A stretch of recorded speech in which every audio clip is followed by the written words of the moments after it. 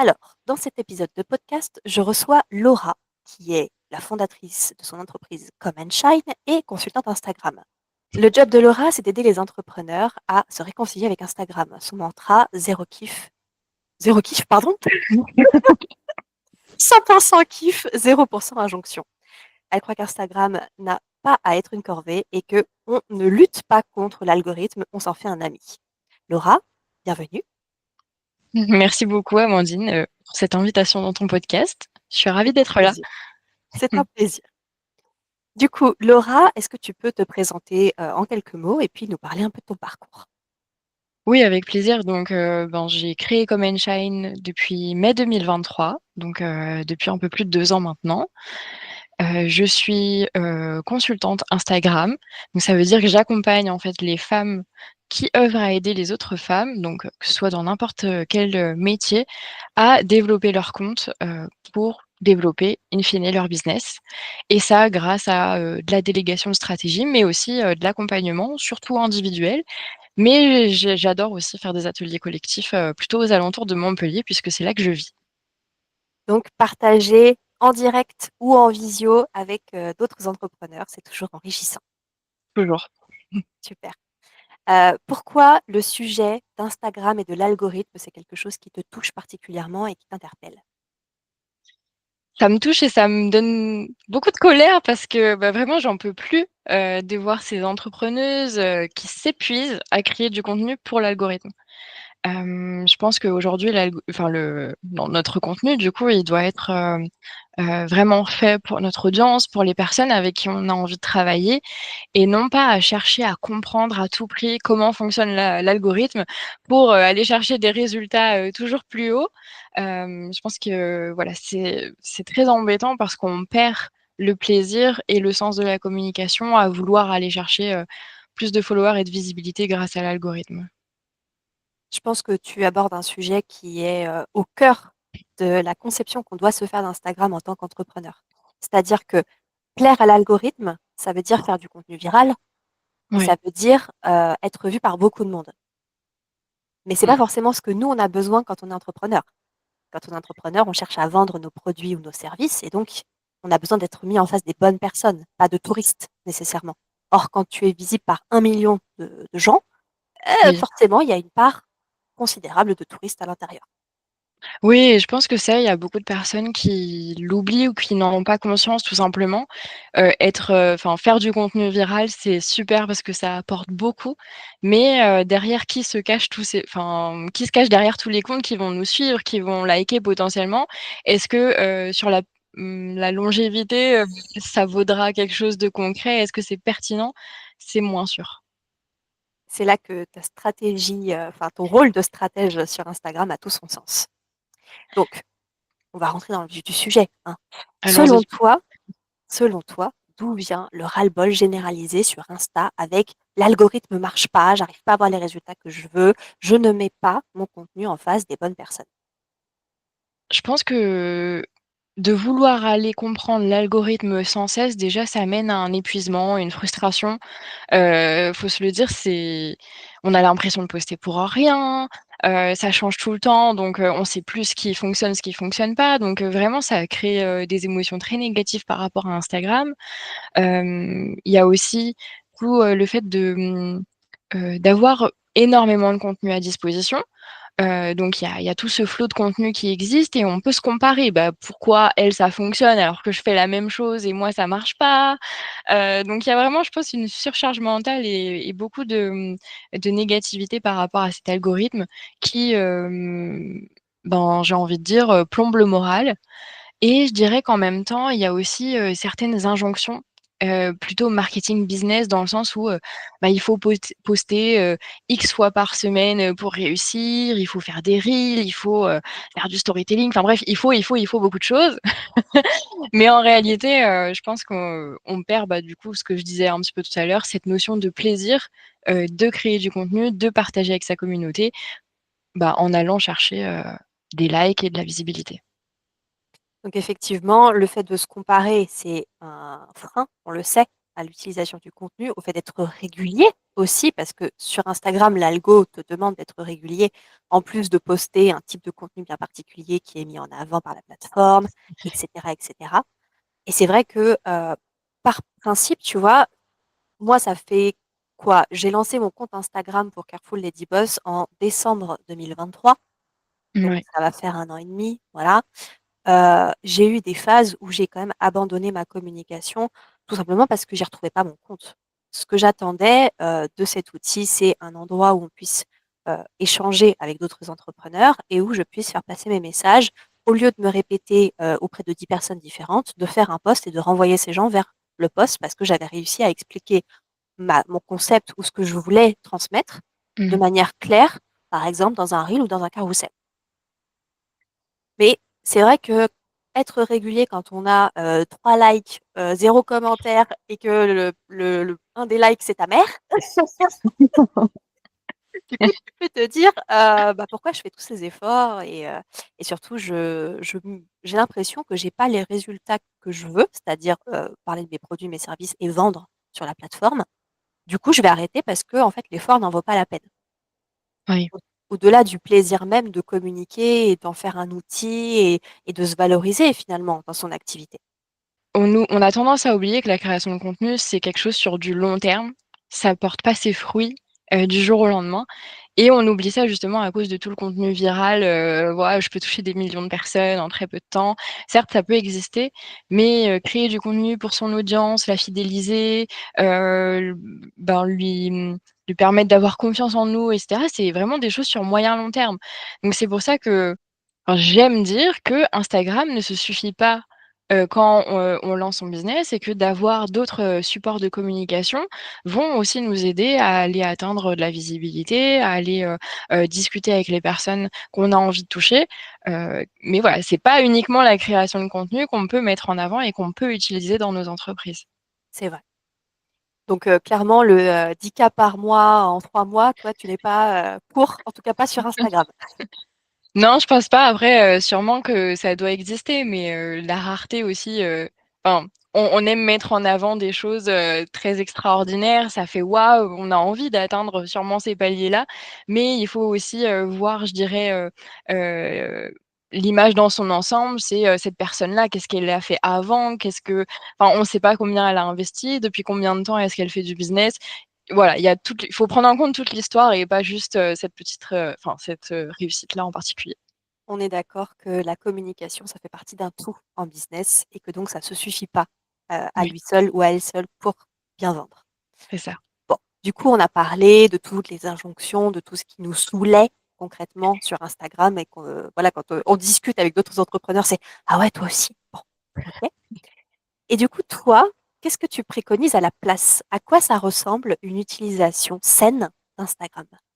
Ben, je pense qu'il y a pas mal de petites choses à mettre en place justement pour, avoir une utilisation saine et surtout reprendre du kiff comme j'aime, à le dire. La première c'est, bah, être clair sur les objectifs qu'on a par rapport à Instagram.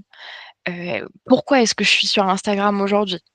Est-ce que c'est pour être visible, créer du lien? Tu vois, c'est vraiment à quelle étape de mon parcours client, je crée du contenu et pourquoi?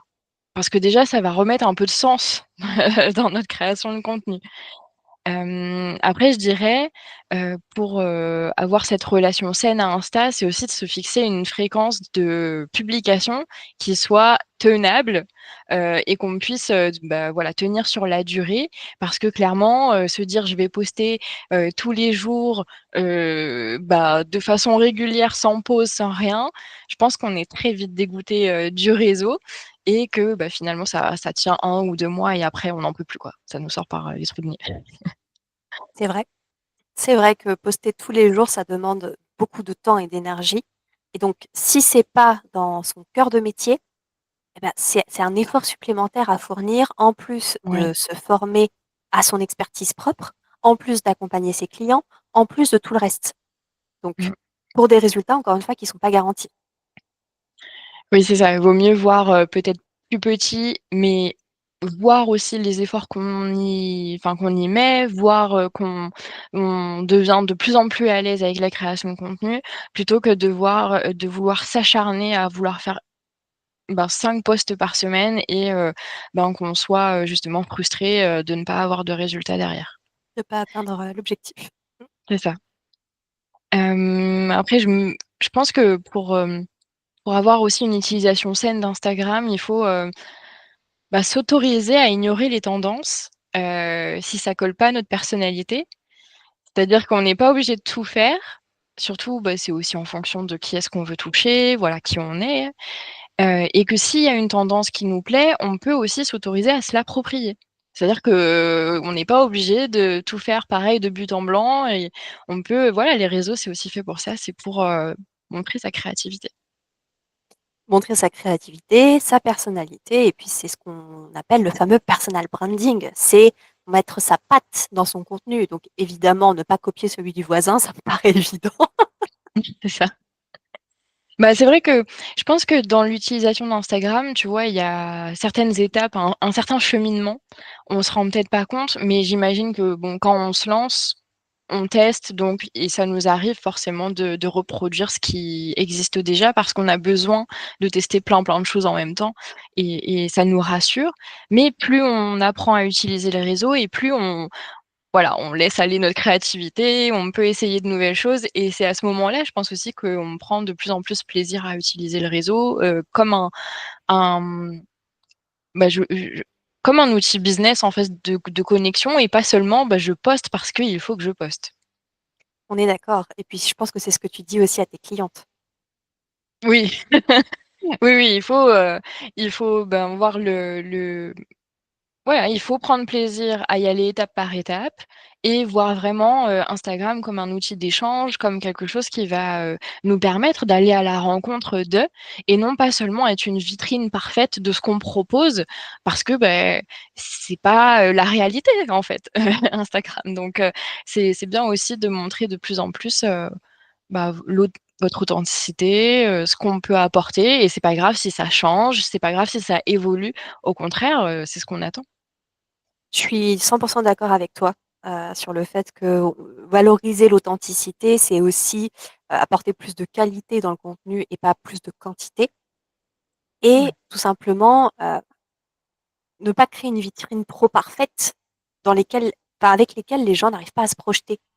Mmh. Justement, il faut montrer aussi, bah, tous les aléas, les coulisses, les choses qui vont pas, comme on l'avait espéré parce que ça fait partie du business, ça fait partie de l'entrepreneuriat d'avoir des imprévus et des galères.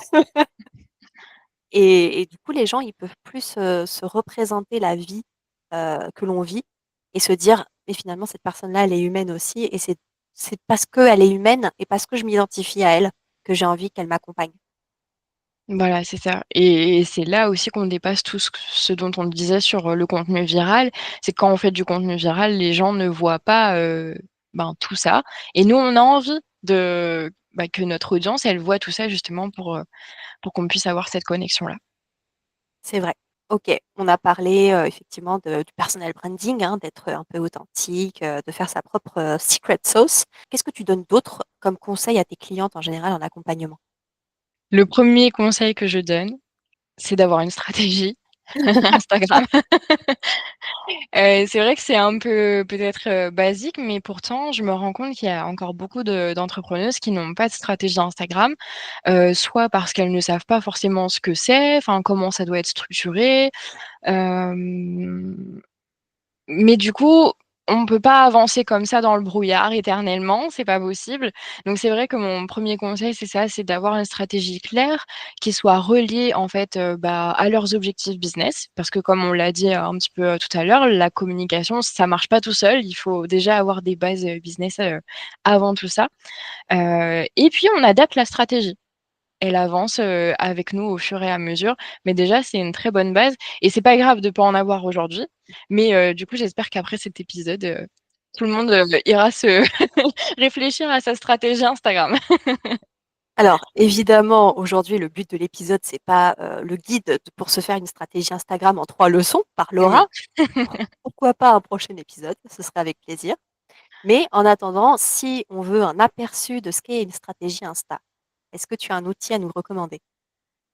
Oui, j'ai créé un outil, donc c'est un outil, totalement gratuit qu'on peut télécharger, depuis mon lien en bio sur Instagram et l'idée, c'est vraiment de retrouver la structure d'une stratégie. Qu'est-ce que je dois mettre? Parce que stratégie, c'est souvent un gros mot, on n'aime pas, ce mot-là, donc si vous préférez mettre, plan d'action ou étapes à suivre, enfin et on peut utiliser tous les mots que vous préférez à la place de stratégie et c'est vrai que ça peut déjà donner un aperçu, de ce qu'il faut avoir comme ligne directrice pour ensuite, créer du contenu qui soit plus, pertinent pour aller toucher sa cible, pour, justement avoir de la connexion avec elle et vendre aussi, les offres derrière.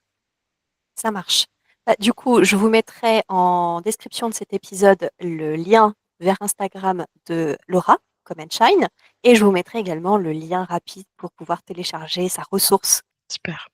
Maintenant, parlons peu, parlons bien, parce que encore une fois, on est là, on est entrepreneur. Le but des réseaux sociaux et de notre communication, c'est de venir supporter la rentabilité de notre entreprise. Mmh. Quels sont tes conseils d'experte pour vendre sur Instagram? Ouais, c'est vrai, notre but à tous, c'est de vendre sur Instagram, je pense en grande partie et je pense que, communiquer aujourd'hui, ça suffit pas, pour vendre. C'est-à-dire, je peux pas seulement arriver, devant, des personnes et dire, «Voilà mon produit, c'est tant, si tu le veux, appelle-moi». Enfin, je pense que ça fonctionne, plus du tout comme ça. Donc, la première chose que je conseille, c'est de pas, simplement montrer ses offres, c'est vraiment d'apprendre à parler de ses offres, régulièrement et naturellement. C'est-à-dire pourquoi pas, lier, son offre, mais à quelque chose que vous vivez, je sais pas, au quotidien, s en fait, de relier peut-être votre quotidien d'entrepreneuse, avec votre offre pour montrer l'impact que vous pouvez avoir, auprès de vos clients. Donc voilà, on ne montre pas seulement, mais on l'inclut, je dirais, dans le quotidien, pour montrer l'impact, la transformation qu'on va apporter. C'est le fameux show don't tell. Tu Voilà, démontres la transformation plutôt que de parler de ce qu'il y a à l'intérieur, concrètement. c'est ça. Je pense que, heu, souvent on dit voilà, ce qu'il y a à l'intérieur, on c'est pas qu'on s'en fiche, ça sera très important parce que c'est le concret, c'est comment ça va se passer, mais de savoir qu'il y a 3 séances de 1 heure et demie. La personne, pour l'instant, ce qu'elle veut savoir, elle, c'est, comment elle se sentira après avoir fait les séances avec toi et pas, combien ça dure, par exemple. Ça, et puis, bah, est-ce que ça va vraiment atténuer sa douleur, enfin même l'arrêter, et est-ce que ça va régler son problème? C'est ça le le vrai sujet. Carrément, c'est ça. C'est, c'est très important, avant de communiquer, de s'assurer déjà de savoir à qui on parle et en plus quelles sont nos offres. Est-ce qu'elles répondent bien à une problématique? Parce que sans ces 2 bases, je dirais, la communication derrière, on aura beau faire tout ce qu'on veut, ça pourra pas prendre. Il y a une autre difficulté aussi que j'ai identifiée, c'est que quand on est vendeur ou vendeuse de produits physiques, par exemple, le besoin, c'est que la maison, elle sente bon et d'avoir un petit moment cocooning chez soi. Quand on achète une bougie, on la reçoit chez soi, on voit un objet tangible. Donc Oui. voilà, on a le petit shot d'endorphine qui dit: «J'ai acheté quelque chose et en échange de mon argent, j'ai quelque chose de physique en face de moi». Alors que quand on vend du service, eh ben, c'est beaucoup moins facile. À part, d'envoyer une petite carte en disant: «Bravo, bravo d'avoir pris mon accompagnement», je veux dire, il y a pas vraiment de concret, ou en tout cas de quelque chose de palpable qu'on puisse, présenter, et du coup, c'est vrai que c'est ça qui démontre, pour moi, la valeur de ton offre, c'est d'en parler et de voir à quel point les gens sont mieux après être passés, entre guillemets, «entre tes mains» qu'avant. Mmh, oui. Enfin, moi, de le vivre, je trouve ça énorme. Je pense que quand on reçoit les témoignages, des personnes qu'on a accompagnées, c'est waouh! Mais je pense que justement pour arriver à cet effet waouh, quand on prépare notre offre, on peut en amont déterminer différents paliers. Par exemple, si vous avez une offre, qui va se décliner, je sais pas, en 3 étapes, Il faut que vous sachiez à chacune des étapes quelles émotions ça va procurer, auprès de votre cliente. Comme ça, il va y avoir une gradation et plus on avance dans l'accompagnement, plus on va arriver finalement à cette transformation et là, le waouh du témoignage, dont on parlait. Mais oui, je pense que tout ça, ça peut se réfléchir en amont pour que ce soit, oui, maîtriser parce qu'après dans la communication, on va pouvoir aussi s'en servir en disant: «Bah, voilà, 1re séance, tu te sentiras déjà plus sereine, plus en clarté. Deuxième séance, tu vas commencer, à avoir ton plan d'action et donc tu vas retrouver ta motivation et troisième séance, ça y est, tu passes à l'action et là, tu dégommes tout». Enfin, on voit vraiment que ça évolue et on sent aussi que la personne, bah, elle peut compter sur nous et elle est prête à se lancer avec nous. Et ça lui permet de mieux visualiser, par quelles étapes elle doit passer. Voilà, même si, dans un premier temps, elle veut essayer toute seule, ce qui est complètement logique aussi. Oui. Alors bon, là, on a parlé de voilà, tu es dans l'accompagnement, ça se passe bien, le fait de ne pas faire que expliquer ses offres, mais de montrer la transformation qu'on vit quand on la prend, quand on l'achète. Ouais. Est-ce que tu as d'autres conseils à nous donner? Oui, j'ai d'autres conseils comme par exemple, ben, créer du lien, avant de vendre. Ça rejoint un peu ce qu'on se disait, mais mettre en avant sa personnalité, son histoire. Parce que j'ai des personnes des fois qui me disent: «Oui, mais je veux pas être une influenceuse, je veux pas raconter ma vie privée». C'est OK, on demande pas de raconter, la vie privée, mais de savoir quel morceau de votre histoire on met en avant justement pour, bah, peut-être que votre cible, elle se retrouve dedans, que, elle se dise: «Ah oui, mais moi aussi j'ai vécu ça». En fait, pour créer des points de similitude qui vont donner, lieu à des échanges. Parce que ce qu'on veut, voilà, c'est échanger, créer du lien, que la personne, elle se sente en confiance et tout ça, ça passe par, différents types de contenus, qu'on peut avoir sur Instagram, différents formats, mais aussi, bah, des choses plus inspirantes, des choses, plus éducatives, voilà. Encore une fois, c'est un réseau social et a priori, nous sommes des êtres humains, pas des robots, donc il faut qu'on Totalement, échange entre êtres humains. c'est ça OK. et ce qui découle, de mon autre conseil en découle, c'est, d'oser répéter. Parce que, bah, voilà, on n'est pas tout le temps tout le monde n'est pas tout le temps présent sur Insta, on ne voit pas tout le contenu de tout le monde et donc parfois je sais que vous allez vous dire là dans votre tête en ce moment: «Mais oui, mais j'ai, trop peur de les saouler avec mon offre si j'en parle tous les 2 jours». C'est OK parce que, bah, justement déjà, je pense qu'on le sait à peu près toutes, c'est qu'il faut voir au moins maintenant je crois que c'est plus que 7 fois même une offre ou un produit avant de l'acheter. Donc c'est important de répéter et je pense que finalement répéter, enfin je veux dire on peut être, aussi, créatif dans sa façon de répéter les choses. On n'est pas obligé tout le temps d'aborder notre offre de la même façon et il y en a, bah, ça peut être, par, les bénéfices que vous allez apporter, ça peut être, par justement ce que contient l'offre, ça peut être par la transformation, enfin il y a toute une possibilité qui fait que même la personne qui vous lit ne se lasse pas, je pense. C'est clair. L'idée, c'est pas de se répéter exactement de la même façon parce que là, effectivement, il y a un risque de saouler l'audience. Par Mmh. contre, démontrer, comme tu le disais, la transformation, ce qu'il y a à l'intérieur, un témoignage client, le fait de retravailler aussi son offre parce que c'est toujours comme ça. On est Mmh. toujours en train de détricoter, redétricoter derrière Ça. et bah, je pense que c'est ce que tu allais dire aussi probablement, mais d'avoir un parcours client qui soit clair. Il Oui. faut pas que la personne se demande: «C'est quoi là maintenant la prochaine étape? Je suis un peu perdue, quoi». Ouais, c'était ça, avoir quelque chose de simple, que les gens comprennent quelle est la prochaine étape. Parce que tout va tellement très vite que si je viens sur le compte Instagram que je sais pas quoi faire, je laisse tomber et c'est pas grave. Enfin, donc c'est manquer une vente pour pas grand chose, mais c'est vrai que c'est bien de passer de l'autre côté pour voir que c'est très important et ça nous est sûrement déjà arrivé à tous. Un lien qui fonctionne pas ou on sait pas ce qu'on doit faire à quel moment et bah, on se dit: «On laisse tomber, tant pis». C'est ça et c'est quand même un peu dommage. Oui, c'est vraiment dommage et le dernier conseil que j'aurais à donner par rapport à la vente, c'est aussi de rester humaine.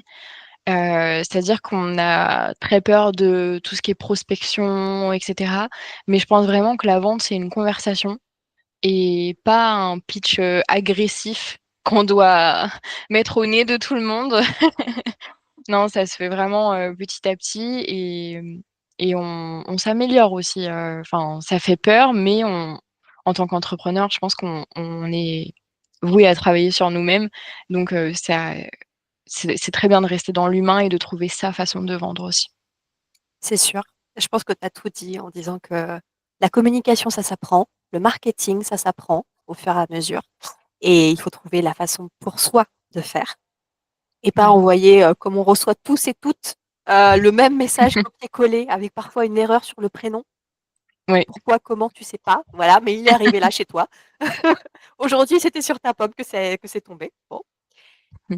Alors, bah, je pense que ça rejoint beaucoup le concept qu'on appelle de personal branding, hein, le fait d'être humain ou humaine, de parler avec les gens, d'échanger sur le réseau dit social, de montrer un petit peu de son histoire, des morceaux choisis, évidemment, pas de raconter ce qu'on a mangé ce matin ou est-ce que le chat a fait un vomito sur le tapis. C'est pas très pertinent. Et du coup, en quelques mots, est-ce que tu pourrais nous donner un petit guide de comment faire en sorte d'utiliser le personal branding pour qu'il nous soit utile à nous pour vendre sur Instagram? Mouais, bah, déjà, je pense que dans personal branding, tout est dit. Enfin, il y a le mot personnel, donc il faut comprendre que, bah, la meilleure arme dans le personal branding, c'est soi-même. Donc vraiment, c'est pas pour être, égoïste ou je sais pas quoi, mais en fait, c'est vraiment, c'est plus que parler de soi. C'est vraiment créer une différenciation par rapport, ben, à toutes les autres personnes qui font le même métier, mais on va pas avoir, les mêmes convictions, on va pas avoir les mêmes valeurs, le même ton, bah, le même angle de communication. Donc ça, je pense que c'est intéressant de les définir pour savoir en fait, ben, moi qui je suis, qu'est-ce que j'ai envie de transmettre. Donc je le disais, les valeurs, le ton, l'angle et cetera, pour vraiment créer comme une empreinte et en fait, ben, les personnes qui nous verront, sur le réseau, et même après sur d'autres supports puisque c'est déclinable, vont nous reconnaître. Ils vont dire: «Ah oui, bah, j'ai vu ses couleurs, j'ai vu sa typo, j'ai vu, tel mot, ça m'impacte, je sais qui c'est» et ça c'est assez, ben, c'est très impactant, de réussir à faire ça dans la communication et ça se travaille au fur et à mesure. C'est des choses qui prennent un peu de temps. Oser aussi montrer, vos coulisses à vous, vos opinions, vos façons de travailler. C'est pas parce qu'un tel a dit qu'il fallait faire de cette façon qu'on doit être tous d'accord et tous, alignés, pour faire, pareil. C'est clair. Donc ouais, je pense que ça fait partie, bah, du personal branding que d'oser, se montrer soi. C'est pas évident, hein, parce que du coup, ça nous met face à nous-mêmes, hein et de se dire: «Bah, est-ce qu'on va être jugé? Est-ce qu'on va être, enfin, qu'est-ce que vont en penser les autres?» En général, ils n'en pensent, pas grand-chose, et s'ils partagent au contraire vos convictions, ben, génial, ça va créer du lien. Donc c'est plutôt chouette. C'est vrai. Et pour rebondir sur ce que tu as partagé justement sur le personal branding, il y a la façon dont on explique les choses qui nous est propre. Donc évidemment, Ouais. l'idée, c'est encore une fois de ne pas aller pomper la terminologie du concurrent, hein, on s'entend. Mais c'est vrai que, par exemple, quand j'ai eu des clientes, d'Instagram et que je leur ai demandé, bah, pourquoi et comment elles avaient choisi de travailler avec moi plutôt qu'avec quelqu'un d'autre, c'est parce qu'elles m'ont dit: «Quand tu l'as expliqué, j'ai trouvé ça tellement clair, ça avait l'air tellement simple, pas facile, simple», Oui, que du coup, je me suis dit: «Si j'arrive à comprendre tellement bien quand elles me l'expliquent alors que ça fait 5 ou 10 fois que j'en entends parler et que jusqu'à maintenant j'ai jamais pipé, c'est qu'il y a quelque chose à creuser et que probablement c'est la bonne personne pour m'aider». ouais, Donc, c'est ça, à mon avis, l'effet que l'on recherche avec le personal branding, c'est de faire comprendre aux gens que on est la bonne personne pour eux, soit parce que nous-mêmes on est passé par là, soit parce qu'on a aidé nos anciens clients ou nos clients actuels à passer tous ces caps-là. mmh, Comme tu disais, la transformation avec les différentes émotions progressives, et cetera. Et du coup, on est en capacité de l'expliquer et d'aider l'autre personne à prendre du recul, ce qu'elle pourrait pas faire toute seule, ou en tout cas, elle aurait beaucoup plus de difficultés et ça lui prendrait beaucoup plus de temps. c'est ça, oui et ça me fait même penser à quelque chose, c'est que, ça rejoint ce que tu dis dans le sens où, à force de parler avec des entrepreneuses, souvent on dit: «Bah, voilà, comment est-ce que tu choisis de travailler avec telle personne et pas une autre?» et cetera et souvent ce qui revient, c'est, bah, le feeling que j'ai avec la personne. Et donc concrètement, si sur Instagram, on montre pas qui on est, donc on construit pas ce personal branding, ben, c'est trop dommage parce qu'on manque des opportunités. En fait, ce qu'on veut, c'est matcher. Je dirais pas peut-être comme sur Tinder, mais matcher quand même professionnellement, de se dire: «Ah oui, mais cette personne-là, bah, voilà, j'aime bien comment elle travaille. Je me projette avec elle parce que je sais qu'elle a la bonne méthode». Comme je dis, ça semble plus simple. Je sais qu'elle va me motiver, qu'elle va me donner des bons coups de boost et en fait, c'est avec ce feeling-là qu'on choisit et voilà, bah, juste montrer qui vous êtes parce que ça a de l'impact. Donc non seulement c'est un de l'impact, on n'a pas énormément d'efforts à fournir parce qu'en fait, il s'agit juste de montrer qui on est, Oui. ni plus ni moins. Et bah, du coup, le gros enjeu, je pense que c'est quand même de rester cohérent avec qui on est. C'est-à-dire, la confiance, elle est acquise de base sur Instagram. C'est-à-dire que quand tu postes quelque chose de personal branding, on te dit, bon, ok, pourquoi pas. La personne a un chat et ce matin, il n'a pas été sage avec le tapis. D'accord, super. Mais du coup, ça sous-entend quand même qu'il y a une relation de confiance qui s'instaure et que si tu perds en cohérence, parce que bon, tu as le droit de changer d'avis, mais si tu mens, Mmh. concrètement, pour faire simple, si tu mens, tu perds la confiance que tu avais créée avec ta communauté et du coup, bah, faut recommencer presque tous de zéro. Oui, oui, c'est ça. Je pense que la plus grosse difficulté finalement, c'est peut-être d'assumer qui on est nous-mêmes. Bah, là, c'est un vrai travail sur soi, mais bon, l'entrepreneuriat, on l'a dit, c'est ça. C'est d'assumer qui on est, d'assumer nos convictions, d'assumer nos idées et de les transmettre parce que, il y aura d'autres personnes qui, elles aussi, elles seront, bah, en accord avec ce qu'on partage et si on n'assume pas, on risque de passer à côté, bah, de qui on est et on risque de passer à côté de connexions avec d'autres personnes, ouais. Et de belles opportunités. Ouais, totalement. Effectivement, il faut s'assumer, assumer son image, Mmh, assumer qui on est ou ne pas se montrer. C'est un choix aussi hein, qui se fait encore. Voilà, ouais. même si c'est un peu rare. C'est plus dur de faire du personal branding sans montrer sa tête quand même. Oui, c'est plus dur. Après, je pense que du coup, il faut, user d'autres techniques, et avoir peut-être une identité visuelle qui est encore plus, impactante, qui est très bien réfléchie, pour, ben, pallier au fait qu'on ne voit pas, le visage de la personne, ouais. On attire les bonnes personnes, si on a un bon personal branding et elles adhèrent à nous, quoi. Donc ouais, le résultat, c'est potentiellement plus de clients. Potentiellement, bah, on espère en tout cas. Et est-ce que toi, tu nous fais travailler sur le personal branding? Oui, c'est des choses que je tends à vouloir, travailler de plus en plus avec, mes clientes.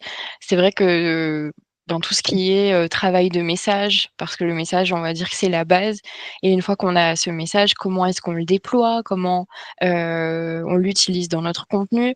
Donc oui, c'est quelque chose que j'aime beaucoup faire et mes clientes d'ailleurs aiment aussi beaucoup travailler avec moi là-dessus. Donc dans mes offres, à venir, ce sera davantage mis en avant. Super. En tout cas, j'ai hâte de voir qui va discuter avec toi en DM sur Instagram pour parler personal branding après cet épisode. J'ai hâte aussi.